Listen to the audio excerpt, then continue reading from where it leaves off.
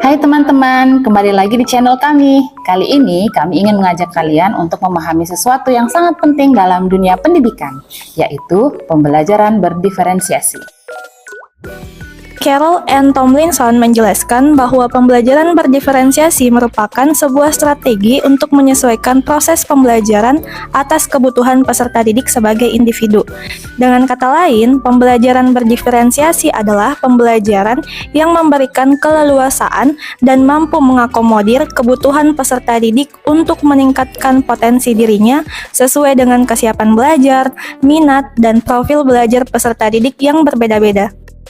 Carroll and Tomlinson memetakan kebutuhan belajar peserta didik menjadi tiga, yaitu yang pertama, kesiapan belajar, yang kedua, minat belajar, dan yang ketiga, profil belajar.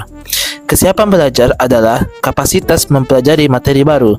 Dengan mempertimbangkan kesiapan belajar peserta didik dan lingkungan belajar yang tepat serta dukungan yang memadai dari guru, maka peserta didik dapat menguasai materi baru. Yang kedua yaitu minat belajar. Adalah setiap peserta didik memiliki minat masing-masing peserta didik, seperti minat seni, musik, olahraga, dan lain-lain. Pembelajaran yang memperhatikan minat peserta didik dapat membuat peserta didik terlibat aktif dalam pembelajaran. Kemudian yang ketiga yaitu profil belajar peserta didik. Profil belajar peserta didik dapat dikaitkan dengan latar belakang budaya, bahasa, lingkungan keluarga, lingkungan bermasyarakat, hingga cara belajar peserta didik. Dengan memperhatikan profil, peserta didik dapat merasa lebih natural saat proses pembelajaran. Apa saja kelebihan pembelajaran berdiferensiasi? Yang pertama, memenuhi kebutuhan masing-masing peserta didik. Kedua, membantu peserta didik merelasikan pelajaran dengan kehidupannya. Ketiga, meningkatkan motivasi belajar peserta didik. Yang keempat, membuat peserta didik terlibat aktif dalam pembelajaran. Yang kelima, memaksimalkan kualitas pembelajaran. Dan yang terakhir, meningkatkan prestasi peserta didik. Selanjutnya, apa tantangan dalam pembelajaran berdiferensiasi? Yang pertama adalah keterbatasan waktu. Yang selanjutnya, membutuhkan persiapan yang cukup memakan waktu. Dan yang terakhir, memerlukan bahan pembelajaran yang sangat beragam. Adapun aspek-aspek pembelajaran berdiferensiasi, yang pertama yaitu konten, merupakan materi yang diajarkan kepada peserta didik. Konten yang diajarkan harus mempertimbangkan pemetaan kebutuhan belajar peserta didik, baik secara kesiapan belajar, gaya belajar, minat belajar, dan profil belajar peserta didik. Yang kedua, proses.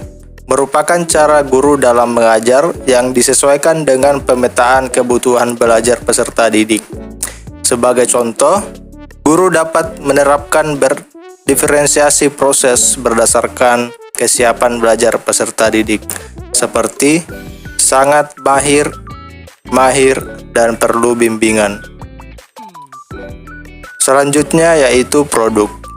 Produk merupakan luaran yang akan dihasilkan peserta didik saat atau setelah melalui proses pembelajaran. Sebagai contoh, guru dapat memberikan instruksi tugas sesuai dengan gaya belajar peserta didik, seperti kinestetik, audio, dan visual.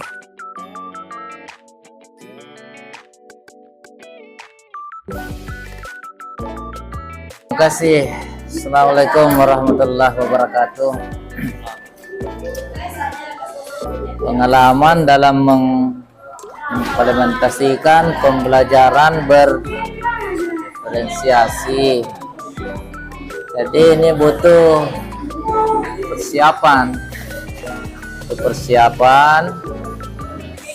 Pertama, kita persiapkan dulu apa materi yang akan disampaikan. Kemudian yang kedua, persiapan ke siswa. Siswa kita atur bagaimana dia membentuk kelompok. Ya. Jadi kelompoknya kita persiapkan. Adapun cara mempersiapkan kelompok kan dengan berbagai cara. Ya.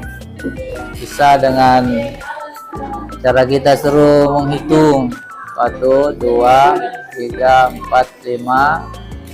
Nah, kemudian nanti ulangi lagi 1, 2, 3, 4, 5, 1, 2, 3, 4, 5 dan seterusnya. Lalu kemudian kita gabungkan itu jadi semua yang siswa yang nomor urut 1 itulah yang nanti jadi kelompok yang sama. Begitu pula misalnya siapa siswa yang nomor urut 2 itu dia berada di kelompok yang sama, dia di kelompok B 3, 4 dan seterusnya. Nah itu. Kemudian juga beberapa media yang harus kita persiapkan. Media misalnya ya kita pakai LCD, pakai laptop, pakai buku ajar dan seterusnya. Nah, itu beberapa persiapan untuk dalam melakukan pembelajaran berdiferensiasi. Kira begitu. Bapak, kira-kira dari pengalaman Bapak dalam melakukan pembelajaran diferensiasi, apakah yang menjadi tantangan atau kesulitan yang di dalam kelas? Iya, memang terkadang kita dapatkan beberapa kesulitan dalam pembelajaran berdiferensiasi ini. Yang antaranya adalah kita membutuhkan waktu yang enggak banyak, ya banyak. Nah, jadi yang kedua, kalau ini juga perlu persiapan kepada siswa. Ya, karena biasanya dalam menerapkan ini ada beberapa siswa belum berpengalaman dengan itu sehingga terkadang belum siap menerima, dia sulit, dia tidak mengikuti aturan-aturan yang mau dilakukan. Misalnya saja kalau pembagian kelompok, ya terkadang ada siswa mau di komunitasnya sendiri, tidak mau bergabung dengan di kelompok lain. Itu salah satu tantangan sebetulnya, ya tantangan. Begitu juga waktu, kita butuh waktu yang lebih banyak. Kira begitu ya. Pak, kita lanjut ke pertanyaan kira-kira dalam penerapan pembelajaran diferensiasi ini apakah Bapak itu efektif untuk mencapai pembelajaran yang telah kita lakukan di praktek Jepang? Iya, secara idealnya ya seharusnya pembelajaran diferensiasi itu ya idealnya harus efektif, ya efektif. Nah, namun kenyataannya kan tidak selalu sesuai dengan yang diharapkan dengan yang terjadi, karena itu tadi ada beberapa hambatan, ya. Jadi secara teori ya efektif, tapi kenyataannya ya kita lakukan yang belum maksimal, belum 100% efektif dalam tahap prakteknya, ya. Kalau teorinya harus efektif, karena dengan itu kan semua siswa mendapat waktu yang sama, mendapat kesempatan yang sama dalam belajar. Nah, itu. Tapi tadi karena ada beberapa kendala sehingga keefektifannya itu belum sempurna, belum maksimal, ya gitu. Baik Pak, ini mungkin pertanyaan terakhir Pak. Bagaimana Bapak melakukan pembelajaran diferensiasi di dalam kelas? Ada 3 Pak, yang proses, produk, diferensiasi konten dalam proses pembelajaran. Iya, memang ini karena ada 3 tahap, ini ada 3 hal yang perlu dalam pembelajaran berdiferensiasi. Perlu diperhatikan. Pertama adalah yang pertama tentang materi, ya. Jadi materi kan harus dipersiapkan terlebih dahulu dengan baik. Nah, kemudian juga perlu berkaitan dengan metode model yang kita lakukan, model apa.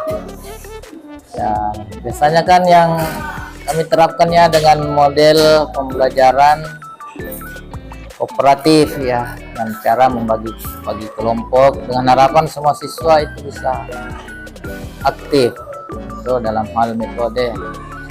Nah, kemudian yang kedua adalah tentang produk, ya, hasil yang diharapkan. Ini juga sangat bergantung pada bagaimana pelaksanaan pada model tadi dan strategi yang dilakukan itu sehingga menghasilkan produk sesuai dengan yang diinginkan. Kemudian juga tadi apa yang juga tadi proses ya, dalam prosesnya juga itu ya kita siapkan persiapan dengan matang, kita bagi pembelajaran secara berkelompok dengan baik, tapi sekali itu ada beberapa tantangan karena itu tadi ada beberapa siswa banyak keperluannya, maulah kencing, maulah beli ini, beli dan seterusnya. Itu semua yang perlu diperbaiki ke depannya. Kira begitu. Pembelajaran berdiferensiasi menjadi salah satu cara yang dapat diterapkan oleh guru sebagai fasilitator untuk menciptakan pembelajaran yang sesuai dengan kebutuhan dan latar belakang peserta didik yang berbeda-beda. Itulah tadi pembahasan terkait pembelajaran berdiferensiasi. Sampai jumpa di video selanjutnya.